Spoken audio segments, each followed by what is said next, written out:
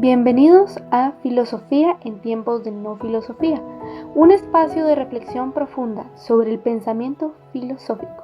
En la actualidad, un programa dirigido por Filosofía Tierra.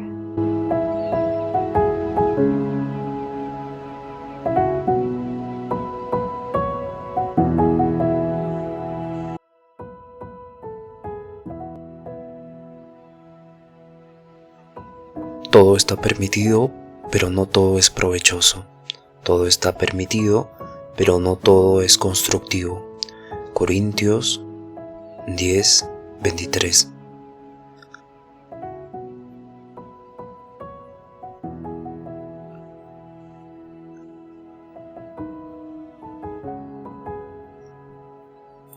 Bienvenidos al episodio 314.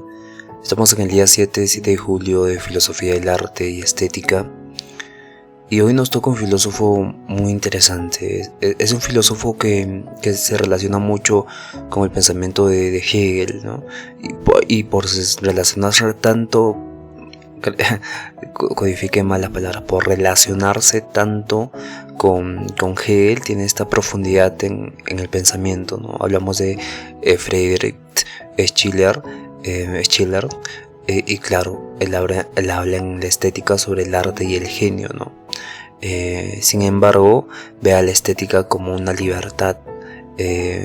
Schiller fue una figura clave, ¿no? Fue alemán, y por eso tiene este pensamiento, aunque es anterior a Hegel, tiene este pensamiento medio abstracto, que es muy interesante, ¿no? Porque en este caso reflexiona sobre el papel del arte en la vida humana. Y claro, su pensamiento estético se desarrolla principalmente en el libro, en las cartas sobre la educación estética del hombre de 1795, donde busca esta solución a la crisis de la modernidad, ¿no? Y claro, hay una fragmentación en el humano entre la razón y la sensibilidad. Y claro, se convierte entonces el deber moral, el deseo natural, en una parte de estar en el vacío, no saber dónde posicionar. Y claro, frente a una sociedad racionalista, pero también de espíritu muy pobre, sin mucha creencia, Schiller propone que el arte puede reconciliar las tensiones que tiene el alma humana, ¿no? Y claro, en el arte el ser humano no está determinado por necesidades externas ni por mandatos éticos divinos o rígidos, sino que actúa libremente. Y esta experiencia estética permite cultivar una forma de libertad que no es abstracta ni es impuesta, sino que es vívida, es expresada, es sentida, ¿no? Y la figura del genio artístico ocupa el lugar central de esta visión, ¿no? El genio es aquel capaz de crear una naturaleza misma, ¿no? Un tipo de libertad, de armonía, con este valor que es la espontaneidad, y no obedece reglas impuestas, ¿no? Sino que produce belleza auténtica a partir de su sensibilidad elevada. Y de este modo el arte y el genio no solo se conectan por la producción estética de una obra, sino que por la educación que tiene para la humanidad, ¿no? Hacia una forma más alta, lleva con su existencia misma, educa, ¿no? Una existencia libre, íntegra y armoniosa. Claro, y en el pensamiento de Schiller, este genio artístico es una figura esencial para comprender la relación entre arte, belleza, y naturaleza y libertad. Y no se trata simplemente de una persona dotada o de una gran habilidad o técnica, sino de alguien que crea de manera libre, ¿no? Que tiene esta libertad que no es ni siquiera la fuerza, ¿no? Lo hace sin esfuerzo aparente, ¿no? Sin seguir reglas. Y claro, pero con una armonía que parece inevitable, que parece innata en él, ¿no? Y para Schiller, el genio es esta encarnación de la libertad creadora, o sea, una fuerza que actúa desde dentro y desde este impulso vital que brota desde lo más profundo y se expresa en la sociedad, se expresa en la vida en sí mismo, ¿no? Y entonces el genio no es un sujeto que aplica mecánicamente principios estéticos. Es alguien que fabrica belleza como un artesano, ¿no? Y su arte no es el resultado del cálculo ni de algo racional, sino que es de la necesidad interior, ¿no? Que se va a expresar de formas libres, de formas significativas, ¿no? Y el genio, tanto como la naturaleza, no van a... Bueno, porque la naturaleza está muy profundamente vinculada a la filosofía de Schiller. Claro, no nos compete, pero tenemos que relacionarlo porque ambos no necesitan justificar sus obras, ¿no? Simplemente crean, y en esa creación se revela una verdad más elevada, ¿no? Más alta, que no se puede alcanzar por sí misma, ¿no? Como vimos ayer con Burke, existe un tipo de... La naturaleza crea cosas que sobrepasan el entendimiento humano, ¿no?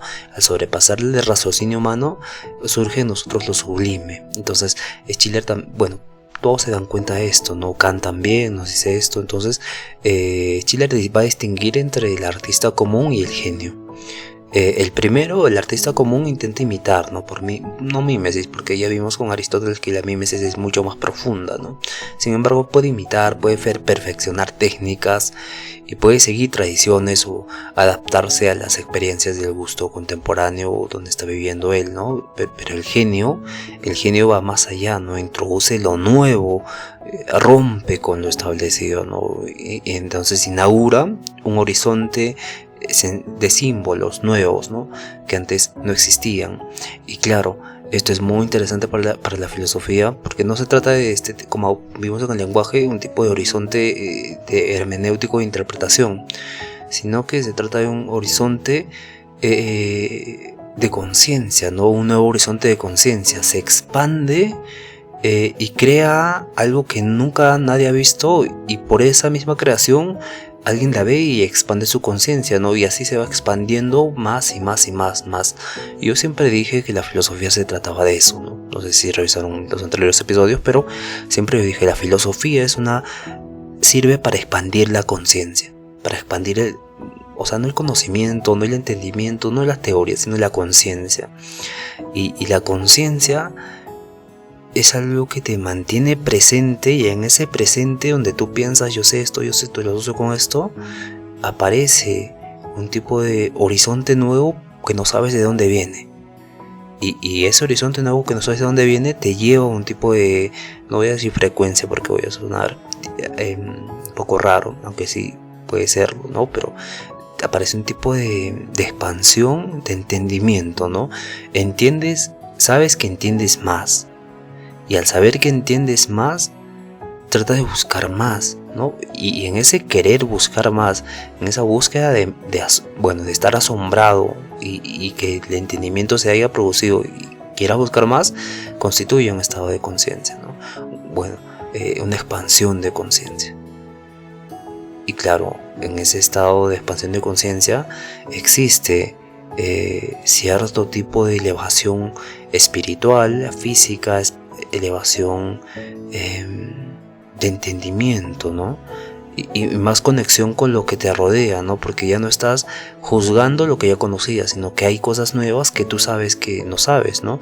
Y volvemos a lo mismo que decía Sócrates, ¿no? Solo sé que nada sé, pero no nos desviemos. Entonces, esto con respecto a la propuesta, pero también Schiller pensaba esto, ¿no?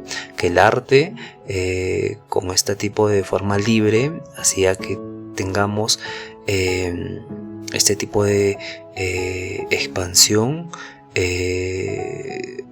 mucho más elevada, ¿no?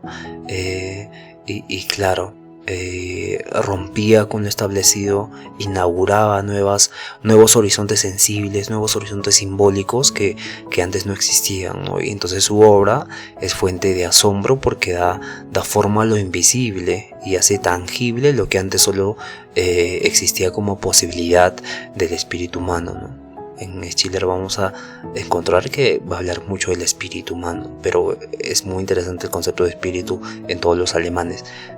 Sin embargo, vamos a concentrarnos en este genio que no se guía por la utilidad, ni se guía por el deber, ¿no? No crea para convencer, para instruir, no crea para adoctrinar, sino que su arte es el juego del sentido más elevado, ¿no? Es una actividad libre, sin fin externo, ¿no? Y claro, que expresa la plenitud del ser, ¿no? Pero paradójicamente esta libertad que expresa el genio no es caótica ni es arbitraria, es una forma de estructurar, es de belleza, y entonces esa tensión entre libertad y forma es precisamente lo verdadero, ¿no? El arte verdadero. Y claro, Schiller considera que este genio es un modelo de humanidad, y al crear una libertad, el genio muestra que podría ser el ser humano en un estado más pleno, ¿no? Un ser que une la sensibilidad y la razón. En este caso combina un tipo de naturaleza, ideal, necesidad, libertad, y por eso la función del genio no es siempre estética, sino que también es moral, ¿no? Es educativa, pero sin que él quiera ser el que educa. Entonces sus obras nos elevan, nos despiertan a nuestra capacidad de juicio, ¿no? Y van a refinar también nuestro sentido de sensibilidad, bueno, nuestra sensibilidad, y nos preparan para una vida digna, una vida más armoniosa, ¿no? Y claro, evidentemente esto es algo profundo, ¿no? Porque en la actualidad se habla mucho de esto, ¿no? Atraes lo que eres, y claro, las personas atraen lo que son, ¿no? Y evidentemente si tienes buenos hábitos y demás, atraes personas con los mismos hábitos, pero esos hábitos constituyen un tipo de vibración diferente, constituyen un tipo de modo de ser que se empata con otro modo de ser parecido, ¿no? Por eso hay un fenómeno donde dos cuencos se resuenan entre sí mismos, ¿no? Suena uno y el mismo efecto de las ondas vibratorias hace que el otro resuene sin que sea movido, ¿no? Entonces, claro, podemos hacer mil conjeturas, pero lo que no podemos desviarnos es que uno de los conceptos más originales y fundamentales en la estética de Schiller es el impulso de juego. El impulso de juego. Este impulso de juego se introduce en esta obra, las cartas sobre la educación estética del hombre, ¿no? Y claro, este concepto no se va a referir al juego como un simple entretenimiento pasatiempo, sino como una fuerza constructiva de la naturaleza, ¿no? Capaz de reconciliar dos dimensiones, la dimensión de la sensibilidad y la dimensión de la razón.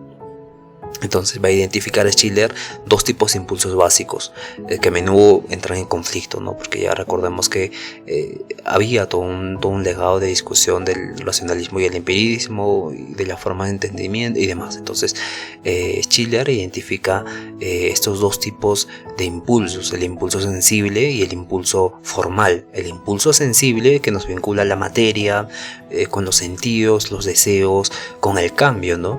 Y está regido por la necesidad, va a responder a estímulos como el placer, el dolor, las condiciones corporales, ¿no? Y el impulso formal, que representa la racionalidad, va a ser la búsqueda del orden, de la unidad, de esta duración, ¿no? De estas leyes universales, y va a aspirar a lo permanente, a la forma pura, ¿no? Este ideal, como podemos asociarlo con Platón incluso, ¿no? A la autonomía, ¿no?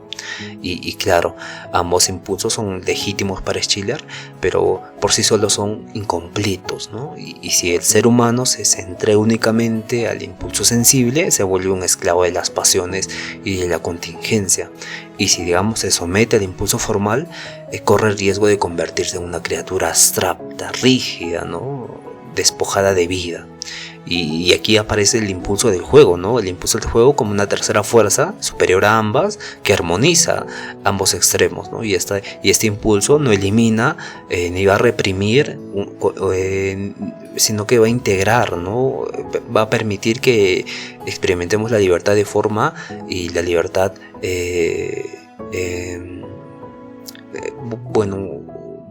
la libertad de forma sería yo hacer mis decisiones, mis cosas, y la forma de la libertad es que yo tengo la idea de libertad y vivo de acuerdo a esto, ¿no? Por ejemplo, el ser humano actúa sin ser forzado, y sin dejar de estar vinculado a la materia, ¿no? Entonces no está obligado por necesidades físicas ni también por mandatos morales, claro, sino que juega, ¿no? Y este juego no es superficial, sino que es el impulso de que que esta experiencia estética se va manifestando, ¿no? Bueno, para tener la idea más clara, ¿no? El juego, claro, esta experiencia estética es aquella en la que el ser humano contempla y produce belleza, ¿no? La belleza para Schiller no es algo trivial, ¿no? Pero en este crear belleza usa su libertad, a eso me refiero, usa su libertad, pero está sometido a la materia, ¿no? Y no es algo trivial ni puramente decorativo, ¿no? Esto que va a hacer este hombre, sino que en este impulso de juego, sino que es la manifestación es la manifestación sensible de la libertad, esa es la palabra. Y claro, esta libertad sensible es una expresión de este equilibrio perfecto entre la razón y la naturaleza. Y claro, por eso cuando un ser humano experimenta lo bello, no solo siente placer, sino que se siente libre, ¿no?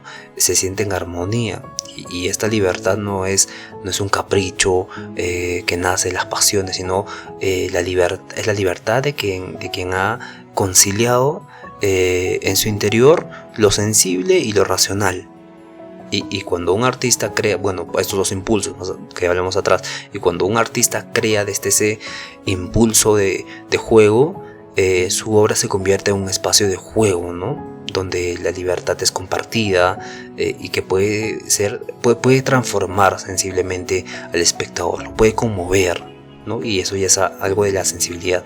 Y claro, el impulso de juego no es solo una categoría estética, sino que, como vimos, es también una vía para la educación moral y política del ser humano, ¿no? La política en la acción, la moral en el pensamiento. Claro, solo un ser que ha aprendido a jugar con libertad y forma puede aspirar a una vida social justa, donde la ley no oprime y el deseo no destruye. Y claro, esto es algo muy interesante para Schiller, porque la belleza se vuelve una libertad manifestada, ¿no? No es simplemente algo que nos agrade con los sentidos, ¿no? A los sentidos, ni una propiedad objetiva de las cosas, ¿no? Que digamos siempre esto es bello. Entonces la belleza es una expresión viva en la que el ser humano percibe la libertad. Quédense con eso. La belleza es una experiencia viva en la que el ser humano percibe la libertad. Si tengo que acabar el podcast, acabaría con esto, pero hay que entender más cosas, ¿no? La belleza es esta apariencia de libertad para Schiller, ¿no? La apariencia de la libertad es la belleza, entonces, lo cual significa que cuando percibimos algo bello, reconocemos en ello una forma que no parece impuesta, no es impuesta, no es forzada, tampoco es utilitaria, ¿no? Sino que se presenta como una libre configuración, ¿no? Es libremente fabricada, creada, y también está cargada de sentido, ¿no? Y esta concepción implica una ruptura con las definiciones tradicionales que entendían la belleza como proporción, como simetría, como lo ideal. Entonces, pero para Schiller, lo verdaderamente bello es aquello que logra este equilibrio dinámico entre el contenido sensible y esta forma racional, ¿no? Entre lo material y lo espiritual. Y claro, ese equilibrio, estos impulsos, ¿no? Y estos impulsos están dentro del hombre, pero cuando ya ofrece un cuadro, un resultado, está el contenido de lo sensible y la forma racional. Y entonces ese equilibrio se alcanza por la imposición de una parte sobre otra. Por ejemplo, es una suerte de armonía donde ambas confluyen, ¿no? En esta libertad configurada que el espectador mira y la libertad creada que el artista hizo, ¿no? Y claro, tenemos que entender que Schiller es importante para este desarrollo, porque cuando nos enfrentamos a una obra de arte muy bella, una escultura, una melodía, un poema, no sentimos que obedece a una necesidad externa, ni que tiene un fin práctico, ¿no? Percibimos que su forma ha nacido con naturalidad, como si lo sensible y lo racional se hubieran unido sin violencia, con esta gracia, ¿no? Podríamos hablar de gracia divina, ¿no? Pero Schiller lo llama libertad manifestada. Y claro, esta libertad no solo pertenece a la obra, sino que va a despertar en nosotros un sentimiento de libertad también. Y por eso es importante lo que mencionaba antes, ¿no? Porque nos hace sentir que podemos ser más que un cuerpo que desea, un cuerpo que quiere cosas, que está sujeto a las pasiones y también a una mente que calcula, que razona siempre, ¿no? Nos permite entrar en este estado de libertad, de sentimiento de libertad de ambas cosas. Nos hace experimentar que podemos vivir en armonía con nosotros mismos y con el mundo. Y entonces la belleza es el puente que conecta lo natural con lo moral, lo sensible con lo ético.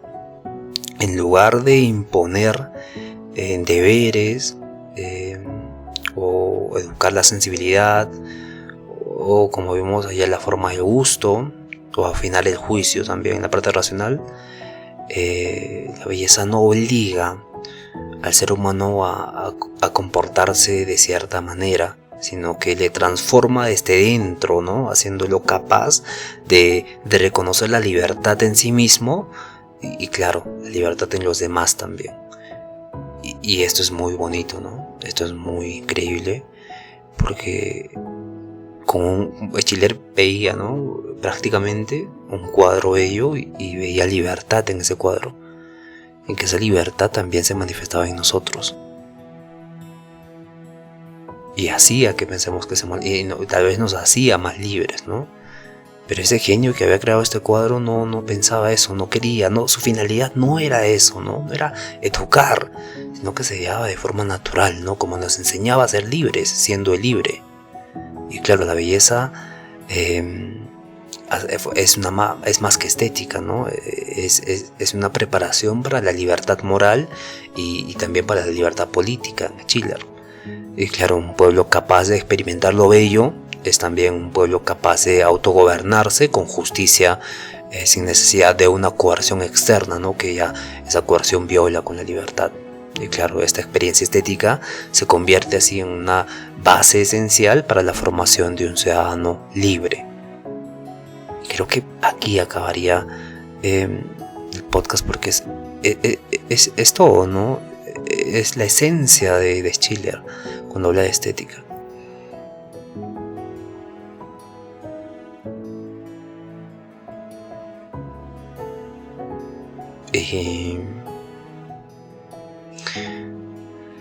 Tal vez podemos profundizar un poco en la educación, ¿no? La educación estética del ser humano es uno de los núcleos centrales en la filosofía de Schiller. Bueno, en todos los filósofos, ¿no? No en todos. Vimos con Aristóteles que sí, el afinamiento de la sensibilidad en David Hume. Con Kant también vimos un poco este tipo de universalización sin conceptos, pero Schiller parte de un diagnóstico, ¿no? de una situación donde el hombre moderno vivía fragmentado entre cuerpo y espíritu, ¿no? Entre deseo e idea, entre necesidad y deber. Y esta separación, esta parte del hombre hacía que una sociedad esté predominada por el utilitarismo, predominada por la violencia, predominada por la imposición, ¿no? Y claro, creaba la figura de una sociedad dividida en sí misma, ¿no? Y bueno, sería interesante recapitular, propagar a Schiller y esta forma de libertad, ¿no? Porque es muy, muy profunda y tiene todo el sentido del mundo, ¿no?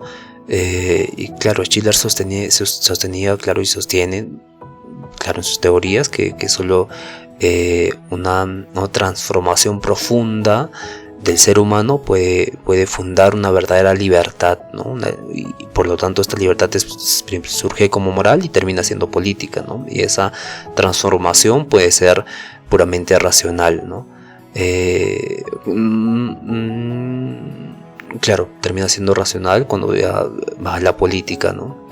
Y claro, nace de la estética, de ver, de este ser estético, ¿no? Y claro, entonces, ¿qué significaría para Schiller esta educación estética, ¿no? Puede significar, por ejemplo, que al formar al ser humano a través de la belleza, es decir, mediante esta experiencia de unificación de este juego entre lo sensible y lo racional, y que estos jugar en esta armonía, ¿no? En el medio, la belleza no se va a imponer ni va a obligar, sino que va a despertar, va a transformar al ser humano, y por eso este poder educativo es tan profundo, ¿no? Porque educa sin coacción, sin que viole su libertad. Entonces moldea la sensibilidad sin ser violenta, y claro, va a cultivar el gusto, el juicio, la capacidad de equilibrio, ¿no? Entonces Schiller va a insistir en que no basta con dar normas éticas, con imponer sistemas políticos justos, más bien que es necesario que el individuo desarrolle una sensibilidad capaz de armar un tipo de amor a la libertad, ¿no? De respetar la forma de vivir con otros en equilibrio, ¿no? Y esa sensación, claro, no nace de la razón, sino ni tampoco del deseo, sino que nace del juego entre la sensibilidad y la forma, ¿no? Este impulso de juego que mencionamos antes, ¿no? Que encuentra su realización más alta en esta experiencia estética. Y claro, el arte se convierte en un medio privilegiado, ¿no? Para la formación integral del ser humano, no porque enseñe contenidos morales explícitos, sino por esta forma interior, claro, esta forma interior que surge del sujeto, ¿no? Porque lo vuelve capaz de contemplar, capaz de escuchar, de crear, de sentir de manera libre y armónica, ¿no? Y esa capacidad es la que luego permite un actor moral y luego políticamente se convierte en un sujeto político, ¿no? Y por ello Schiller, creo que lo correcto sería que actúa moralmente y también actúa políticamente de forma autónoma, ¿no? Y claro, para Schiller la educación estética no es este lujo, ni este adorno cultural, ni esta inutilidad, sino que es una necesidad profunda de la humanidad, ¿no? Una sociedad verdaderamente libre no se construye con leyes o con economía, sino que con personas que han desarrollado una interioridad libre, una interioridad bella, una interioridad justa, ¿no? Y claro, para Schiller, en este libro, las cartas sobre la educación estética del hombre, siempre va a defender que el arte tiene esta función esencial, ¿no? De reconciliar primero la sensibilidad y la razón en el ser humano, y claro, veía un mundo dividido entre la necesidad y el deber, y él veía también que el arte podía ofrecer una experiencia donde ambas dimensiones se armonicen, ¿no? Y surge la idea del genio artístico, que representa esta figura capaz de crear belleza de forma libre y espontánea, como la naturaleza misma, y que no sigue reglas externas, ¿no? Sino que produce formas nuevas, originales, y despiertan ahí nuestra sensibilidad y nos elevan interiormente, mostrándonos la libertad. Y claro, surge el concepto de impulso de juego. El impulso de juego que ha sido central para su pensamiento y la estética, y este impulso une el deseo sensible y la forma racional, y nace una experiencia estética, ¿no? Donde el ser humano actúa libremente sin estar sometido a ninguna necesidad biológica ni a ningún mandato moral.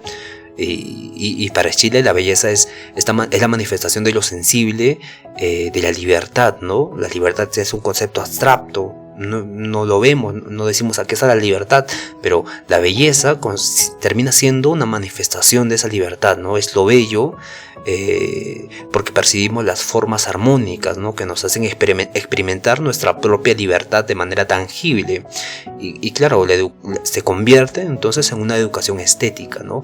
Es el camino hacia una humanidad más libre, más justa, y el arte forma al individuo desde dentro, ¿no?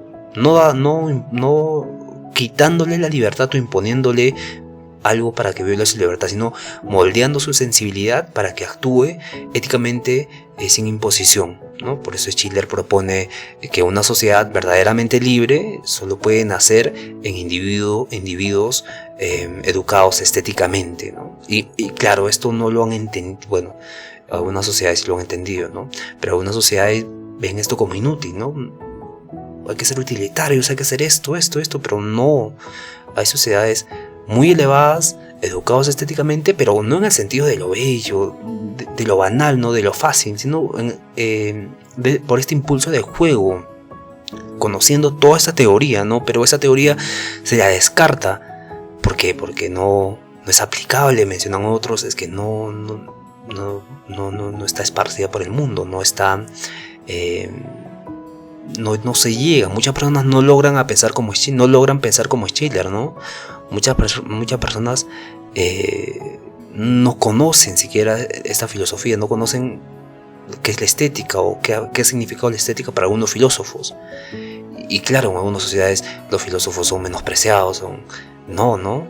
Y esto es algo que no sé si tiene que cambiar, pero para Schiller el arte no es evasión, no hay que evitar el arte, ¿no? Sino que es funciona como una institución que forma a través del genio, pero este genio no quiere educar, sino que el mismo actuar de este genio hace que cambie la sociedad, ¿no? Entonces Schiller pensaba que a través del genio, del juego, de la experiencia estética, el ser humano podía alcanzar su voz más alta, ¿no? Su libertad, ¿no? Su libertad. Y en el arte no estamos sometidos ni a la naturaleza ni a una moral externa, sino que experimentamos una libertad que es al mismo tiempo forma y vida. Y por ello el arte es para Schiller un camino hacia una verdadera humanidad. Y claro, esto es algo muy profundo y bien les invito a reflexionar sobre esto. Y nada, nos vemos el día de mañana. Mañana vamos a hablar sobre Hegel, ¿no? Hegel y la estética del idealismo alemán, ¿no? El arte como manifestación del espíritu absoluto. Se le toma más en cuenta a Hegel, ¿no? Muchas escuelas toman a Hegel como mucho más importante, pero Schiller es alguien muy, muy impresionante, ¿no? Que nos muestra una forma de vivir y también responde a problemas o conflictos de la humanidad, ¿no? Y claro, en ese tiempo ya se estaba viendo como había un tipo de monocultivo, ¿no? Bueno, posteriormente, ¿no? Había un tipo de industrialización que estaba surgiendo y demás. Y claro, siempre trataba Schiller de que la humanidad avance, ¿no? De crear una verdadera humanidad. Y bien, acabamos el episodio de hoy. Muchas gracias por escuchar. Nos vemos el día de mañana. Y nada, conozcanse a sí mismos. Bendiciones a todos y por favor sean felices. Hasta el día de mañana. Cuídense.